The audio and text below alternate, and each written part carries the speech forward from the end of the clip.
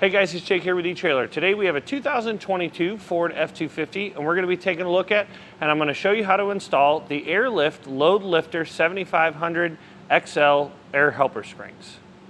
Adding air helper springs to the back end of your F-250 is going to do a couple different things. First and foremost, it's going to add extra support in the rear end of your truck whenever you're hauling a heavy load in the bed, or if you have a trailer behind it that's causing the rear end of your truck to sag. It's going to help add support back to it to bring the truck back up to a level position. Now, when using these, you still want to have a little bit of sag from factory ride height because your truck will have rake from the factory that is designed to counteract some of that weight. You will want a little bit of sag, but you don't want the back of your truck to be crushed by the weight that you're hauling. The other thing that it's going to do by bringing the back end of the truck up, it's going to bring the front end of the truck back down so that your steering is a lot more confident, your headlights are pointed back onto the road where they're supposed to. It's going to have a double convoluted design, which essentially means it's going to be two chambers here. It is all one on the inside, but this rib here in the middle is to help guide it straight up and straight down so that it acts more like a coil spring than it does your traditional springs that you might see on larger vehicles like semis or dump trucks. Those will have one singular bag that tend to fold over themselves, and that can cause damage to the rubber in the long run. A few specifications for you guys so you know what these bags can handle. They have a max load carrying capacity, that is the vertical load limit that they are supporting, of 7,500 pounds, which is more than enough for the bed of this truck because this truck is not capable of carrying that much weight anyway, but it just shows you how strong the bags themselves are. You're going to have a PSI rating from 5 PSI all the way up to 100 PSI. I can tell you, as you get stiffer and stiffer with or higher and higher with your PSI, the bags will get stiffer and stiffer. And if you have 100 PSI in these bags, they are going to be rock hard. So I highly recommend adding an onboard air compressor so that helps you to adjust that PSI rating to really what you need to haul that load and really dial it in. Having to get out, add air, subtract air to your airbags is very, very annoying. I've done it both ways. I have an onboard air compressor on my truck now, but in the days of having to add and subtract that air to my bags, it was very annoying, and it made me not want to do it. So having this onboard air compressor will allow you to add or subtract it. You just want to make sure that you get one that is rated for the same PSI or a little higher than your bags are rated for. These bags are also, because they are the 7,500 pound series, they are going to be a 7-inch bag, so the bag itself is going to be 7 inches in diameter. The standard bags are going to be 6 inches in diameter. One more thing that these have that a lot of other airbags out there don't have is they're going to have internal jounce bumpers. So that way, if you were ever to have a bag fail or something like that, you do have a fail-safe because you will have to remove your factory jounce bumpers. If you were to have a bag fail, that jounce bumper inside the bag is going to make up for some of that loss of air, and it will help to still support the rear end of the truck so that you can get it fixed. Now, regardless if you decide to go with an onboard air compressor or not, you will get some manual inflation valves that come in your kit with your airbags. I highly recommend installing these. Like I said, even if you get an onboard air compressor, if something were to happen and you need to use your airbags, you will always have this manual inflation valve. You can go to a gas station, use some air, pump up your airbags, and get home safely. If you want to pick up a really, really cool and compact air compressor, we have this Viair portable air compressor on our website, and it works really, really good for airing up airbags. So if you don't want to get a full onboard air system, that's perfectly fine. I just highly recommend picking up something to have in your truck so that you have it in case of an emergency. Now, as far as the installation goes, I've installed a lot of airbags on the backs of trucks before. This is probably one of the more difficult kits only because the bracketry itself around the airbag, you have to put the whole kit together. Sometimes for kits, this is a vehicle specific kit, but for some other kits, the brackets are more custom and they're all welded together, and you put the top bracket on the top and the bottom bracket on the bottom. This one, you kind of have to build the top bracket and build the bottom bracket and then put everything up in place together. But hopefully with my assistance, you should be able to get yours installed no problem. Time-wise, on how long I would estimate of how long this would take you to put it on your truck, I'd say give yourself a good 5-6 hours to get it installed, maybe a day. I would definitely definitely take your time, make sure that you have all the nuts and bolts in the right places, because if you put it back up in place and you don't have some of the hardware in place, it's very frustrating because you have to take it all back down. So take your time and follow along. If you do not feel confident doing this yourself, we have a great dealer locator on our website. You can plug it in, put your part number in. It'll show you what dealers we have confirmed that are near you and your area code that are confirmed to be able to install this kit for you. So if you don't feel like you can do it after we show you, then there's no harm in finding somebody that can do it for you. So with that being said, let's go ahead and show you how we got it done. To begin our installation, you want to lower your spare tire down out of the way. We've also got a jack stand here ready if we need it to be able to lift up on our vehicle. Sometimes we do to be able to get the airbags into place easier. It's definitely not a necessity. It just gives you more room to be able to work. But other than those things, we're going to come over to our factory bump stops, take a 15mm socket and get these removed.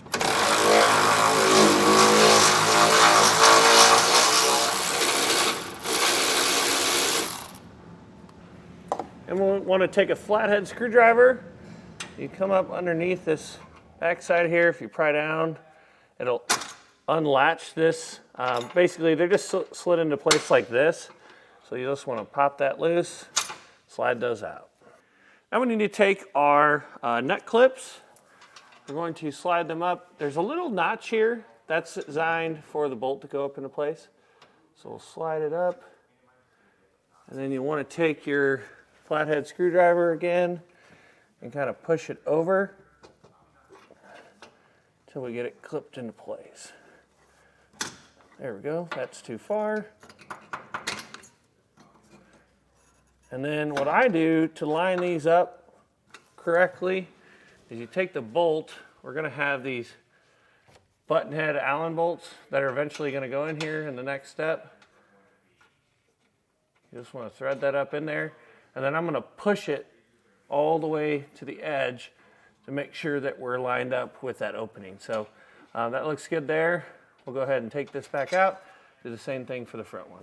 Now we're going to take our top bracket, just like this. You'll have two holes. One's elongated. You want that towards the front. And then you want this big opening on the inside of the vehicle and those two openings on the outside of the vehicle. We'll take some carriage bolts, drop those in place, because once we put this plate up, we will not have access to them. We're going to lift this up and line those two holes up with the holes in our clip nuts that we just put up in place.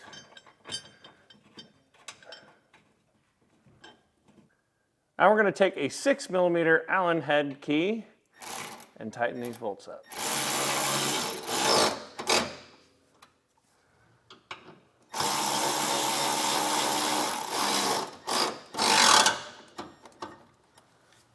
Now we're going to take a torque wrench and torque these Allen head bolts to the specifications in the instructions.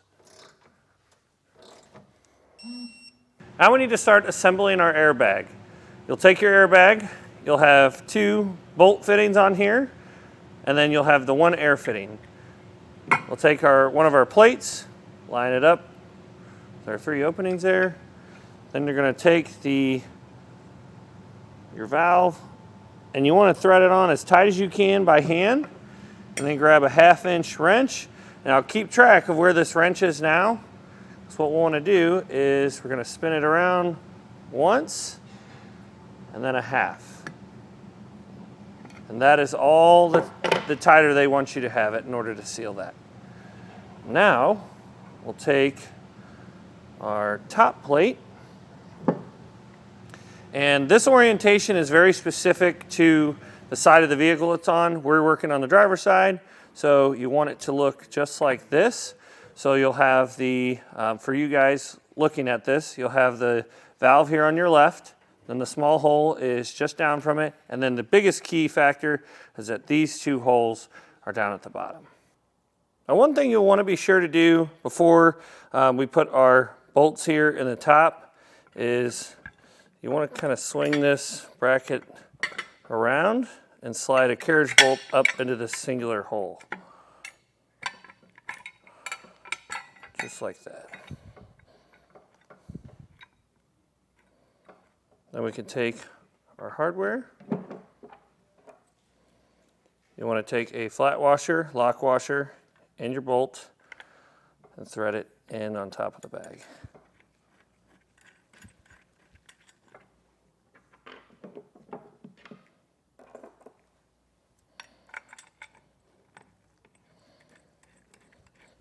Now we're going to take our torque wrench, and you want to torque these to the specifications and the instructions. Now this can be challenging because you kind of have to hold it forward and hold the bag in place while torquing it down. What I found is once you get one tight or snugged up, we'll snug up the other one. And if you have an extra set of hands, it definitely helps out here. But I found if you just hold the bag and torque it down, that usually works pretty good. Now with our bottom bracket, you'll flip it over to where these two legs are facing down, and then you'll see one odd placed hole here. Slide a carriage bolt in there.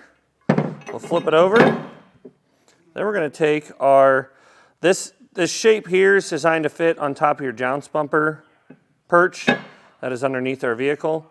And we're just going to slide that on top of there and then thread on a flange nut. Now you want to leave this loose until we get it up in place so we can move it side to side to match that perch. Now we're going to take our two longer carriage bolts, and you want to put those up through the bottom of our bracket. And then we're going to get our other cap ready. We'll set it on here. We'll line up those holes and use the same hardware combination we did on the other side. Now in this orientation, you want to take your bracket and push it all the way to the one side. And we're going to tighten down these bolts and then torque them down.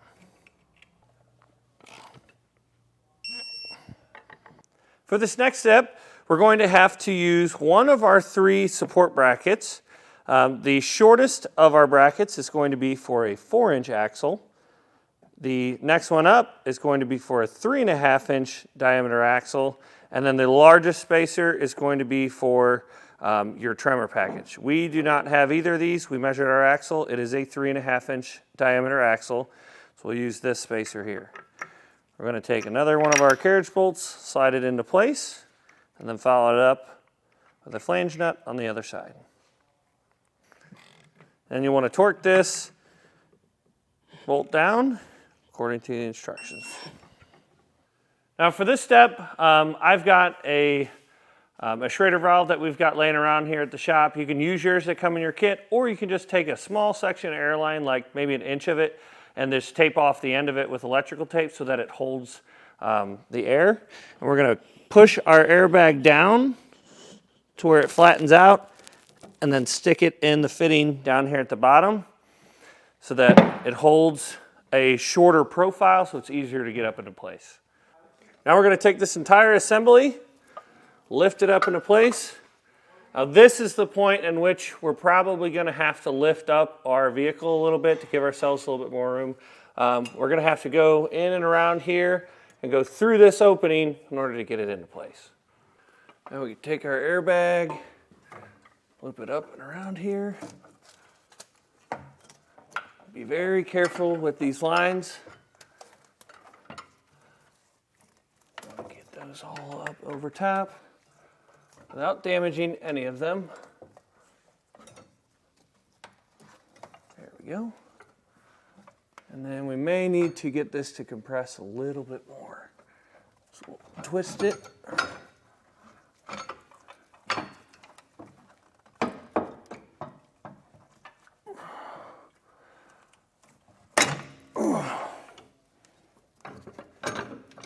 There we go. So now it's sitting up on top of our perch. We've got the bracket sitting on top of our axle. That all looks really good. I'm going to make sure our U-bolts are both clear. We're clear of the emergency brake line over here and this line here.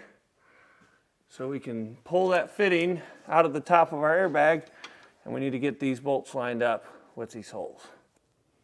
And once you get these bolts to drop through, we'll take our flange nut and thread those on. We'll do the same for the other two on the other side. Now we're going to take our U-bolt. We want to go behind our leaf spring pack.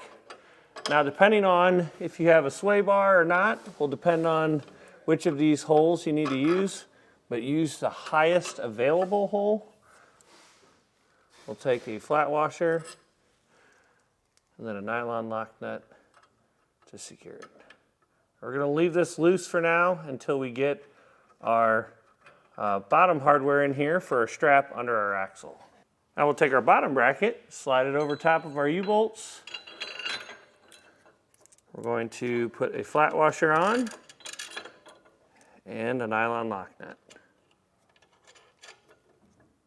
Now what we're going to do is, kind of in junction with both of these brackets, we're going to snug this one up first on the bottom, but not super tight, just to where it's touching, and then we can tighten the side one, because we want it to be pulled tight against the axle and pulled tight against our leaf spring pack here.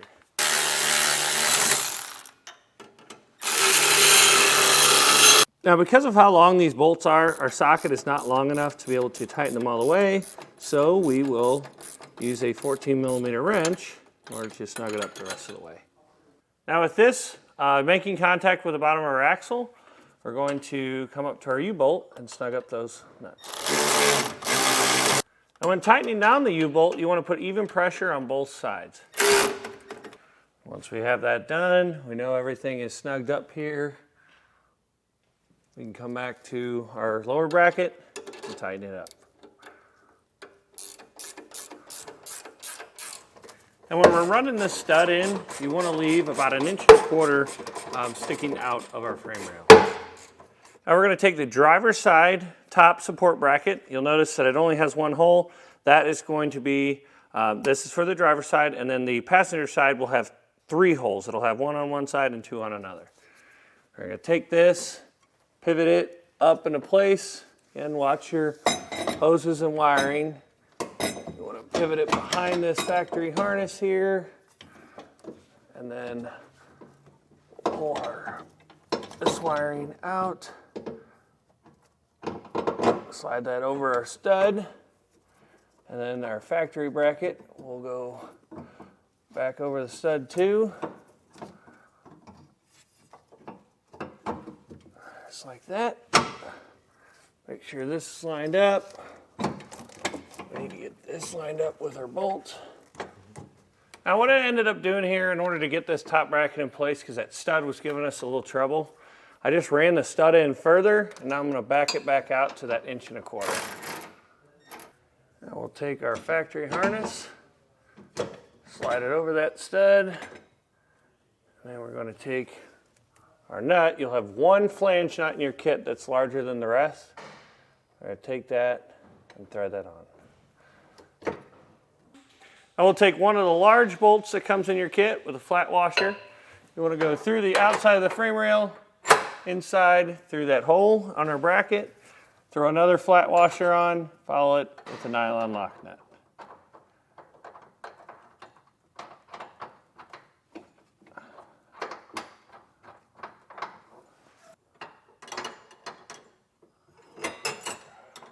Now we're going to take a 15/16 socket and wrench and tighten down this big bolt.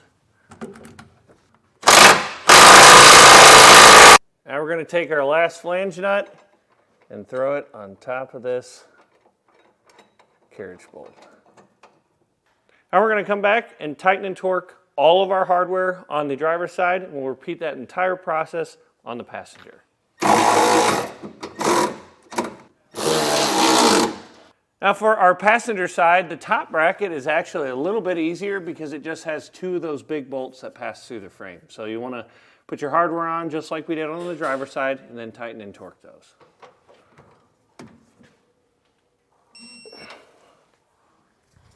Now to get our exhaust shield up into place, because we've got this exhaust resonator right here, we're going to have to use a set of 1 large hose clamp and the small hose clamp, combine them together, and we'll wrap them around this exhaust here.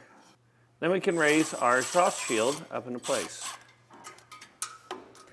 Now we can take our heat shield, and we need to put a couple of bends in it. So essentially what we're trying to do here is we're trying to make some feet so that this sits on our muffler and it sits off like that. But our bracket for our airbag is very, very close up here at the top. And I'm not going to be able to put much of a slant on it. So I'll just bend it down just a little bit and just give it a little bit of space to work with there. And that should work out just fine. Actually, a little bit less than that because we don't want it. You don't want it rattling on there. So you want it to clear, and that is clearing right there. So we can take our hose clamps and get those in place.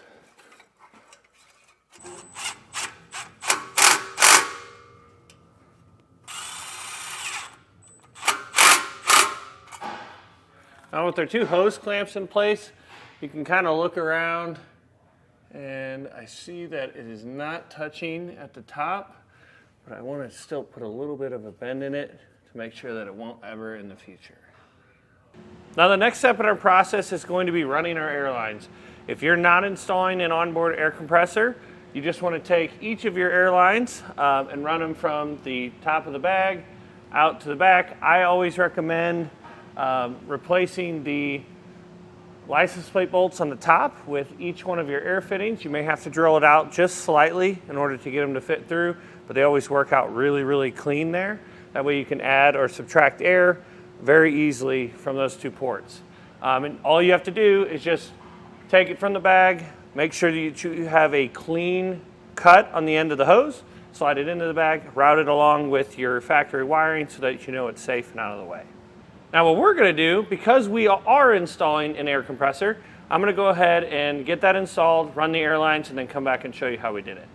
So we're back. We ran our line into our fitting on our manifold, ran it up and out, ran a line from our 90-degree angle into our tank for our auxiliary, ran it up and out, and then basically I just went over top of all of these braces, followed along, zip tied it to any factory wiring that I could, ran it along, and then up here you'll see both the lines. This one that doesn't have a T-fitting on it right here is the auxiliary line that ran straight back.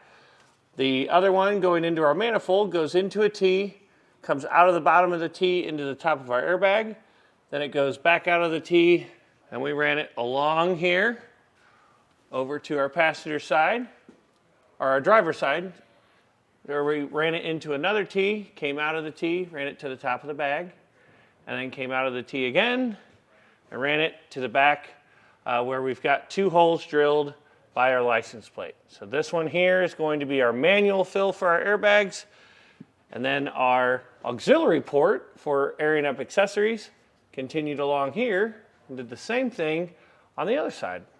Now you can see here the holes that we drilled. This one's for the manual fill. This one's for the auxiliary port. You can use the license plate bolts in these top two. If you don't care to do that, then you can drill the two holes that we did. Now that we've got all of our components installed, we're going to come underneath our vehicle and we're going to spray all of our fittings with some soapy water, and we're going to check for air leaks. And anything that we see that is creating large and rapidly forming bubbles, we're going to have to disconnect that hose and then make a cleaner cut and put it back in.